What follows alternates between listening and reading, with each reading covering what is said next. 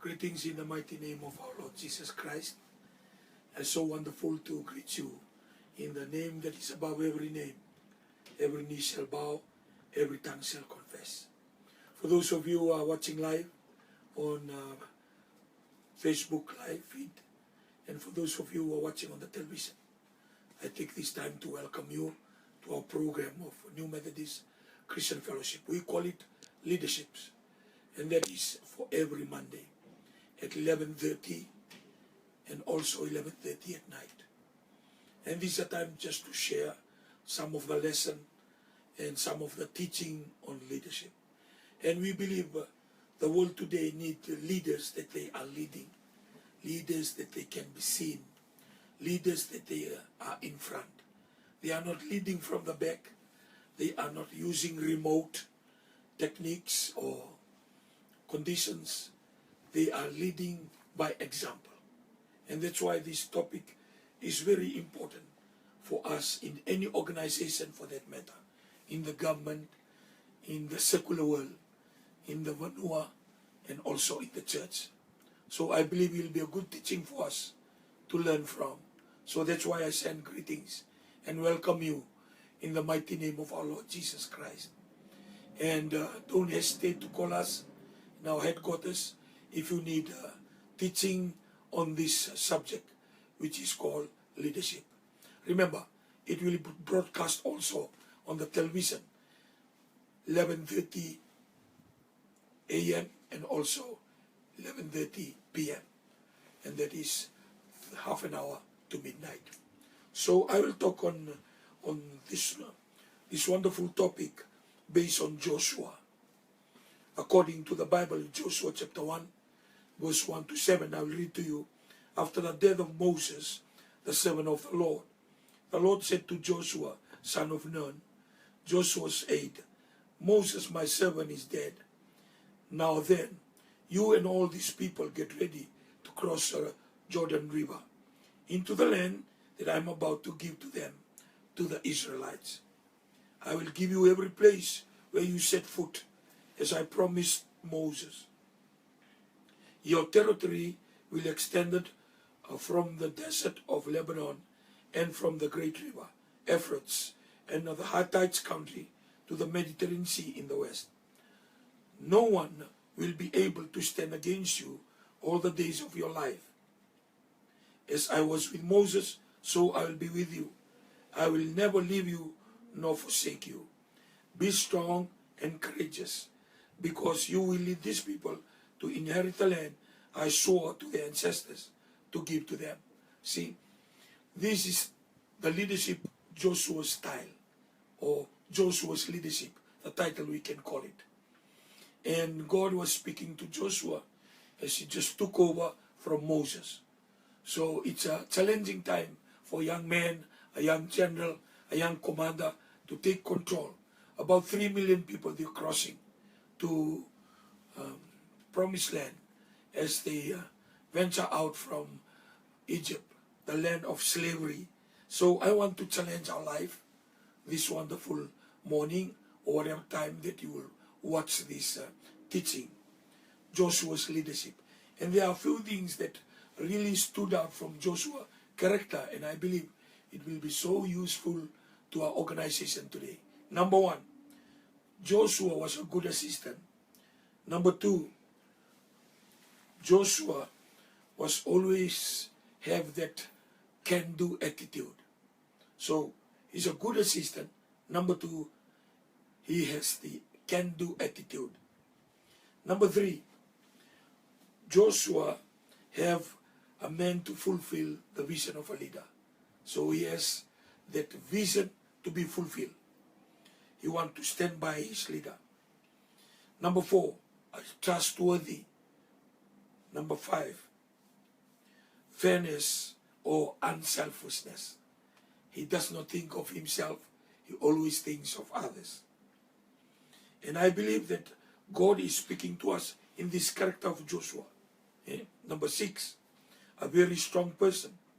Number seven, trusting in God. So these are the 7 characteristics of Joshua. And I believe it will be very useful to us as we venture into this teaching Joshua leadership.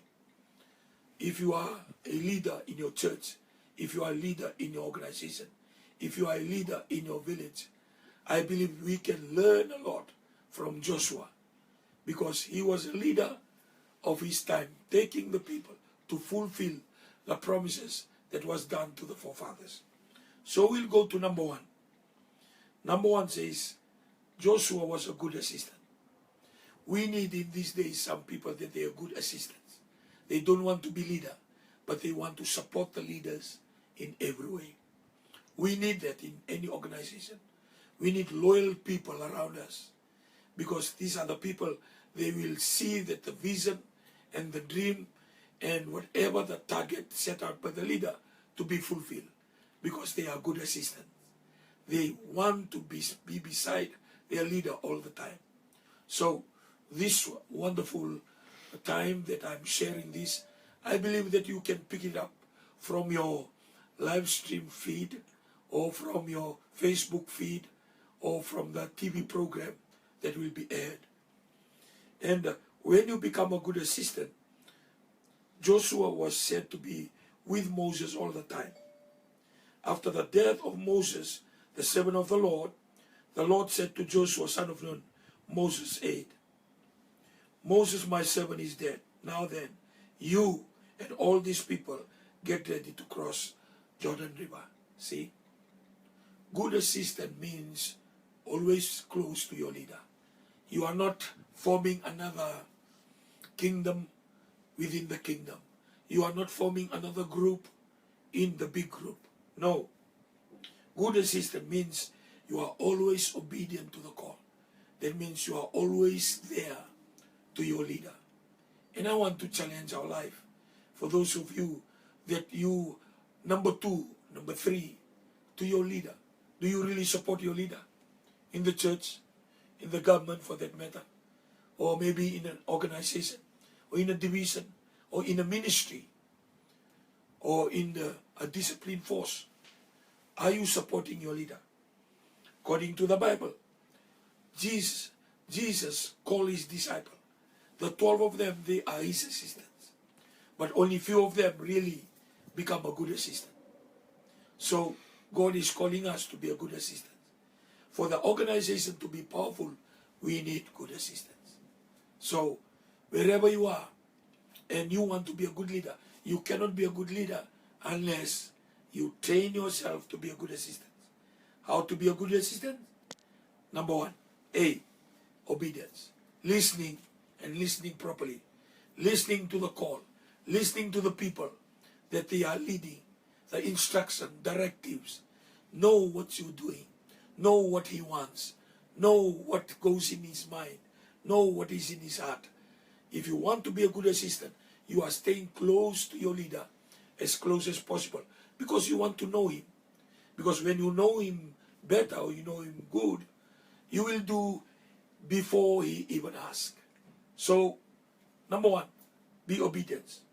And when you obey, you are doing exactly what you are told to do. Most of the time, ladies and gentlemen, we are not a good assistant because we want to do what we think that is right. And we are not following what we are told to do. Moses said to Joshua so many times, when they go together, when they walk together, whatever Moses said, Joshua will do exactly. Exactly that he was told, exactly that what he will do. And that's what we call good assistant. Why? Because he's very obedient to the call. You want to be a good assistant? You want your organization to be strong? You want to support your leader? Okay, you must be obedient person. You must listen to your leader. His will to be done, not your will. Maybe you can ask him questions. Maybe you can discuss things. But what he directs and his instruction should be done. That's what I'm saying, obedience. If we want to be a good assistant, like Joshua, I believe there was so other general in the Israelis army. But I believe Joshua stand out among the people, and he's the best out of all, because he obeyed what Moses said. They went up to the mountain to pray. And Joshua stayed back, halfway from the people and halfway from Moses. And he sat there. 40 days Moses was speaking with God. Joshua never go down to the valley to the people, and he never go up to Moses. He was just sitting there, waiting for his leader. How many times that we want to jump the gun? How many times that we want to do what we want to do? That's not a good assistant. Why? Because we are not obeying what we are told to do. If you want to be a good assistant, remember, you must obey. I challenge you, brothers and sisters, that you can be a good assistant. You can be number two, a good number two in whatever organization, especially I'm talking in the context of a church. You can be a good assistant pastor because you serve, you honor your leader. And everywhere he goes, you want to be close. Whatever he wants, you want to do it good. And whatever he thinks of, you already think about it because you are a good assistant. So, my friend, this wonderful teaching, leadership, Joshua leadership, he became a good leader because he was a good assistant. How he became a good assistant? Because he can listen, he obey, he's in obedience mode all the time. No wonder he was called. God bless you as we take a small break at this wonderful time. God bless you.